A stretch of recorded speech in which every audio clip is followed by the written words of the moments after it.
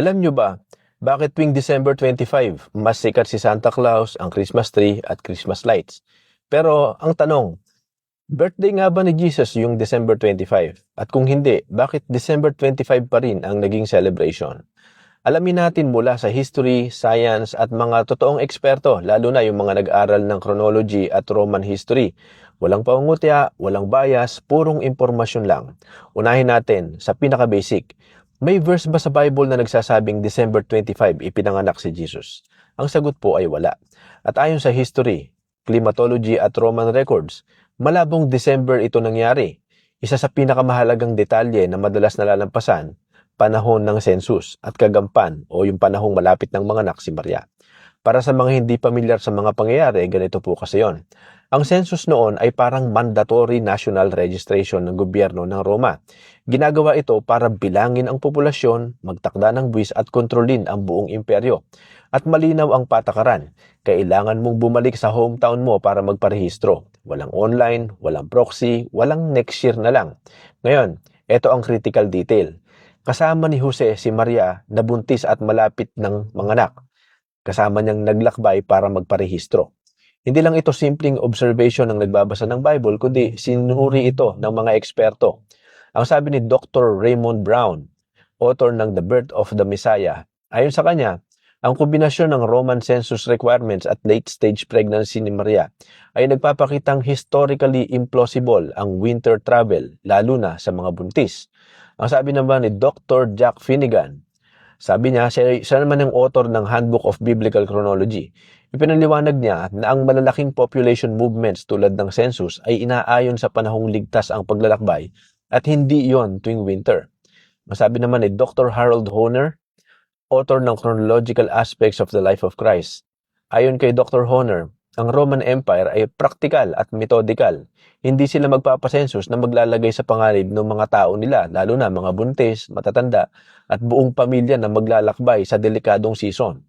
Ang sabi naman ni Dr. Emil Schurer, author naman siya ng History of the Jewish People in the Age of Jesus Christ, ipinaliwanag niya na ang Roman provincial censuses ay karaniwang ginagawa sa panahong tugma sa agricultural calendar, kung kailan madali at ligtas ang paglalakbay, hindi sa gitna ng taglamig.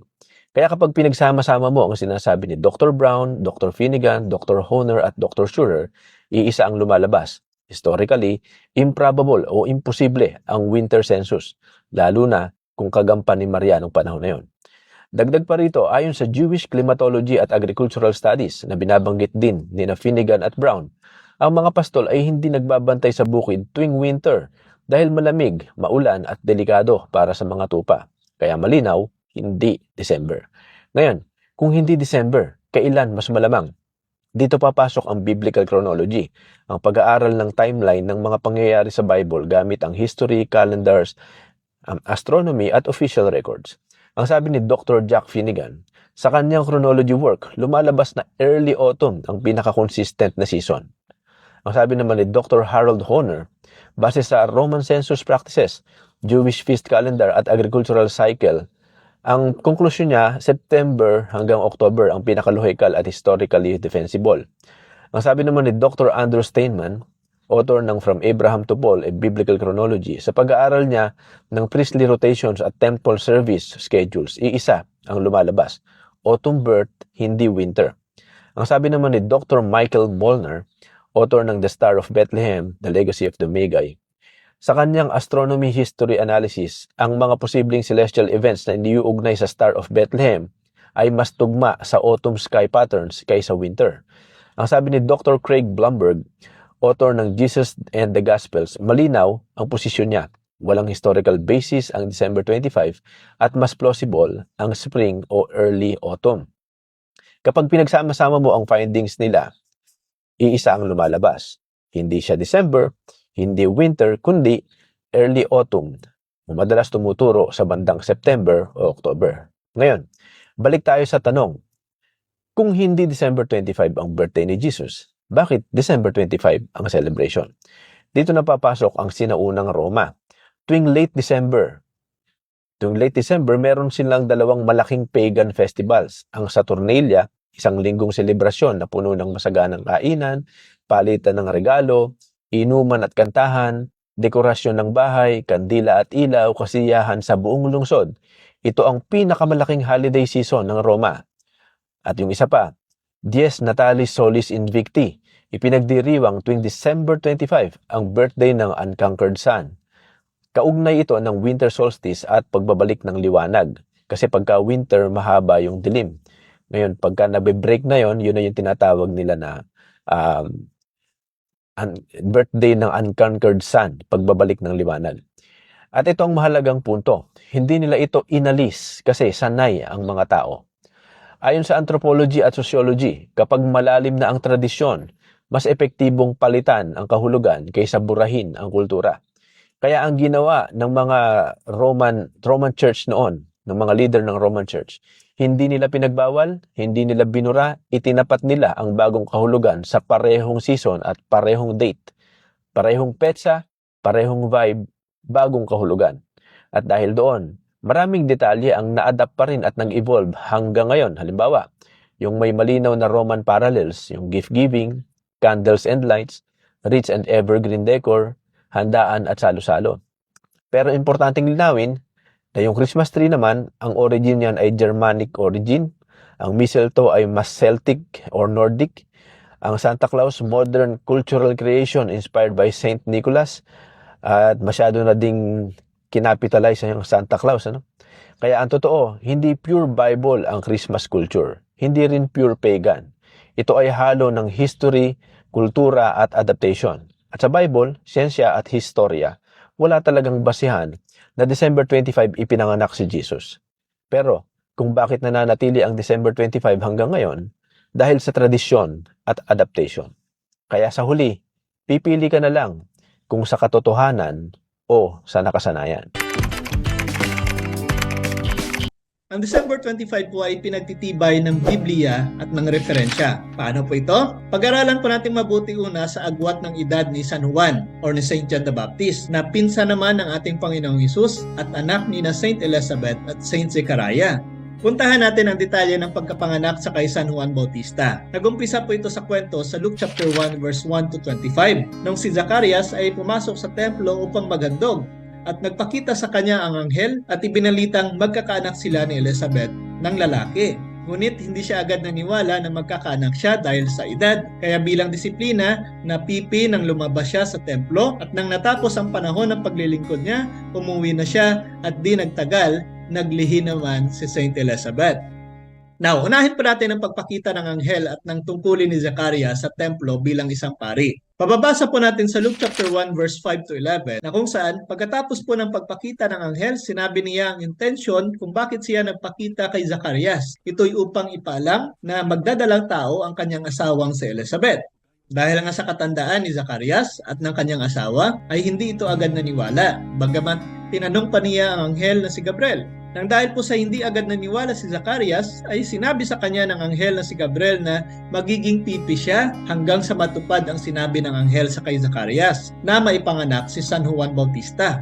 Ngayon naman mga kapatid, puntahan naman natin ang pag-announce na ipagbubuntis ang ating Panginoong Hesus ni Inang Bering Maria. Maliwanag naman na 6 na buwan ang pagbubuntis ni Santa Elizabeth sa kay San Juan Bautista. Kaya sa gap ng edad nila ni San Juan Bautista at ng ating Panginoong Hesus ay malalaman talaga natin ang katotohanan kung kailan talaga siya ay pinanganak ng ating Inang Birheng Maria. Take note, ang paglilingkod na ginagampanan ni Zacarias ay tinatawag na Yom Kippur o Day of Atonement. Anong buwan naman itong Yom Kippur o Day of Atonement na ganap? Ang simpleng sagot po natin dyan ay buwan ng September 25. At paano naman po natin ito mapapatunayan? Ito po ang ating referensya na nagpapatunay na tama na September 25 nga ang paglilingkod na ginampanan ni Zacarias. At itong araw din ang pagpakita sa kanya ng anghel na si Gabriel upang ibalita sa kanya na magkakaroon siya ng anak na tatawaging Juan, na kung saan 6 na buwan ang gap nila sa edad ng ating Panginoong Hesus nung siya ay isilang sa mundong ito. Yan po, maliwanag na sinasabi sa referensya sa ika-10 araw ng buwan ng Tesre, ang Day of Atonement or Yom Kippur, na kung saan ay naglilingkod si Zacarias sa templo. Now, paano pa natin malalaman na September 25 nga naganap ito sapagkat nasa kalendaryo ito ng Hebreo? Ito naman po ang katumbas na buwan ng kalendaryo ng Hebreo sa ating ginagamit na Gregorian calendar. At makikita po natin dito ang katumbas na buwan ng Teshre sa kalendaryong ginagamit po natin. Ito po ay nasa September 15 to October 15 ang buwan ng Teshre. Now, alalahanin po natin na 10 araw ng buwan ng Teshre ang Yom Kippur. Na ibig sabihin, kung magsisimula po tayo sa day 1, September 15, ang ika-10 araw nito na Teshre ay September 25. Malinaw ngayon na September 25 naglihi si Saint Elizabeth. Ang sabi nga ng anghel sa kay Maria, nasa ika-6 na buwan ng paglilihi ni Saint Elizabeth. Bilangin po natin mula September 25 up to 6 months na kung saan ito po ay nakatuon sa araw ng March 25. Kaya sa simbahang Katoliko, ang March 25 ay ang kapistahan ng Annunciation of Mary or ang pagbalita ng Anghel Gabriel sa kay Maria. Iyon din ang unang araw ng paglilihi ni Maria. Now, ilang buwan ba ang bata sa sinapupunan ng nanay? Hindi ba 9 months? Now, bilangin po natin from March 25 hanggang sa 9 months, yun po ay nakatuon sa December 25. Yun po ang ika-9 na buwan. Kaya malinaw na December 25 ipinanganak ang ating Panginoong Hesus. Kaya tama din ang selebrasyon na December 25 ang kapanganakan ni Hesus. Di ba?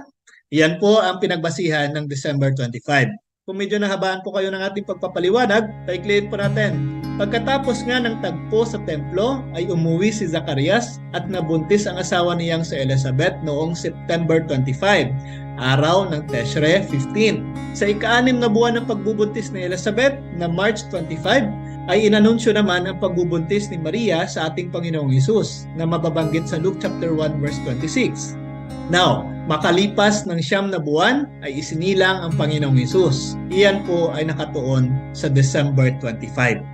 Kaya malinaw po na ang Pasko ay December 25. At maraming referensya po ang nagpapatunay na December 25 ang kapanganakan nito.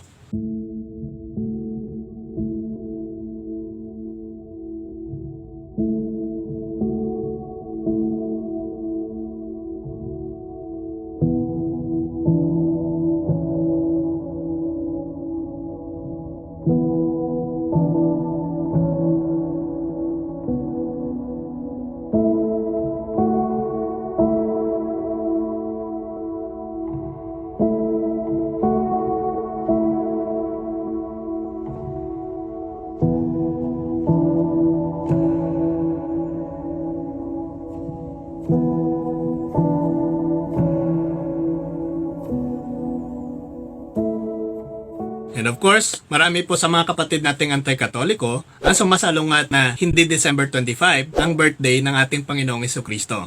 Una, sa kanilang argumento, may snow daw sa Bethlehem tuwing December, na taliwas sa nasasulat sa Luke chapter 2 verse 8 na may pastol na nagbabantay ng mga tupa sa labas. Pangalawa, paganong tradisyon lamang ito na kinopya ng mga Katoliko. Ilan lamang po yan sa mga argumento ng mga kapatid nating anti-katoliko upang ipamali lamang ang ating isinasagawang selebrasyon para sa kaarawan ng ating Panginoong Jesucristo. Now, sasagutin po natin isa-isa ang mga ito. Sa unang argumento, sa Luke chapter 2 verse 8, may mga pastol na nagbabantay ng kanilang mga tupa. Kaya para sa mga kapatid nating anti-katoliko, ang araw na iyon ay hindi taglamig o panahon ng nyebe. At ang buwan ng Desyembre sa Bethlehem ay puno daw ng nyebe. Marami sa mga kapatid natin ay ipinaparatang ang mga bagay na hindi naman nila lubos na nauunawaan na kung saan hindi naman sa lahat ng pagkakataon ay may nyebe sa naturang lugar. Ayon nga po sa residente ng Bethlehem, it is not necessarily true that every December there is snow. Last year we had snow, but the year before we did not, or maybe very little.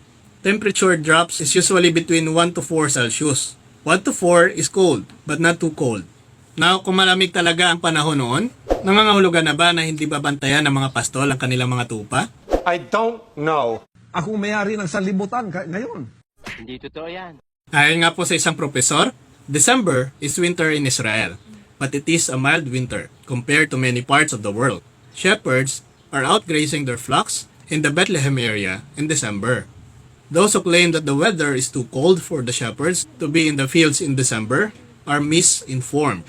Shepherds are out of their flocks to care for them and prevent them from getting lost, as well as protecting them from the attacks of animals. At kung makikita po natin sa video ni Cap Romel na kinuha noong December 25, 2021, ito pong ating makikita. Kapatid, napakalinaw po. Nasa Israel po tayo ngayon. no, na binibroadcast po ni Brother Romel. Napaka-linaw, no? Ang ganda ng ng paligid, katunayan. Nakikita niyo po yung sikat ng araw po, no, yung reflection ng sikat ng araw dun sa live stream ni Brother Romel. Wala po talagang yelo po eh. No? Pero Brother Romel, matanong ko lang po saglit, malamig po ba dyan ngayon or mainit po sa inyo? Malamig bro, Gabriel, malamig kasi ano na ngayon, 9 degrees centigrade po kami. Oh, Ang pinakamataas ngayong araw hanggang sa Bethlehem ay 11 degrees. I see, okay. Ayan. So, ayan mga kapatid, malamig pa rin po dyan po sa lugar po ni Brother Romel. Gayon pa man, atin pa rin po napapatunayan na mali pa rin na umuulan ng snow. Pangalawang argumento, pagano tradisyon lamang daw ito ayon sa mga anti-katoliko. Paratang ng mga kapatid nating anti-katoliko, ang pagdiriwang ng Pasko ng December 25 bilang pagsilang ni Jesus ay pinagmulan daw sa paniniwalang pagano. Hindi talaga pagsilang ni Jesus, kundi ang pagsilang ng paganong Diyos na tinatawag na Sol Invictus. Karamihan sa mga grupong anti-Christmas ay paboritong pinatasan na ang December 25 ay nag-ugat sa pagano at hindi talaga isinilang si Jesus. Yan ay batay lamang sa kanilang limitadong referensya mula sa aklat ng kasaysayan. Sa katunayan, bago pa man ang Paganic Declaration para sa kapistahan ng hindi sinasadyang araw ng Sol Invictus, ang December 25 ay paniniwala na ng mga sinaunang Kristiyano. Paano po natin ito masasabi? Una, dapat nating malaman kung kailan ang Paganic Piging. Dito ay magkakaroon tayo ng ilang referensya. Sol Invictus ay ang opisyal na araw ng mamamayang imperyo ng Roma at isang patron ng mga soldado. Noong 274 AD, ang emperador ng Roma na si Aurelian ay gumawa ng opisyal na kultura kasama ang tradisyonal na kulturang Romano. You see, napakalinaw na 274 AD lamang ipinahayag ng mga pagano ang tradisyong ito na Sol Invictus. Sa kabilang banda, ang paniniwala na si Jesus ay isinilang noong December 25 ay mas maaga kaysa sa Paganic celebration na Sol Invictus. Narito po ang mga referensya tungkol sa mga church fathers ng ating simbahan tungkol sa kanilang pahayag na December 25 ang nativity ni Jesus.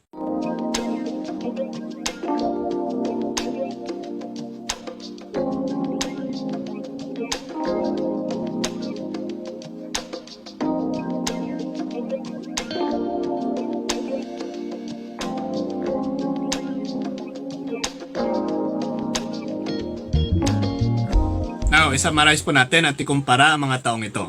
December 25 is Jesus' Nativity, was first used 70 to 250 AD by early Christians versus December 25 Sol Invictus na idineklara lamang noong 275 AD ng mga paganong emperor. Ayan, napakalinaw po na kahit noong unang panahon ng mga unang Kristiyano ay may paniniwala na December 25 ang kapanganakan ng ating Panginoong Jesucristo. At ang napakahalagang punto po dito ay upang ma-celebrate po natin ang birthday ng ating Panginoon. Dahil kung sineselebrate po natin ang ating sariling birthday, ay mas mainam siguro ay mabigyan mo ng pagpapahalaga ang birthday nito. Pagdiwang po natin ang Pasko na may pasasalamat at pagpupuri sa ating Panginoon. Muli po, Mr. Curious Catholic, kasama po ninyo sa pagtatanggol ng ating simbahan. Sa Diyos po ang lahat ng papuri.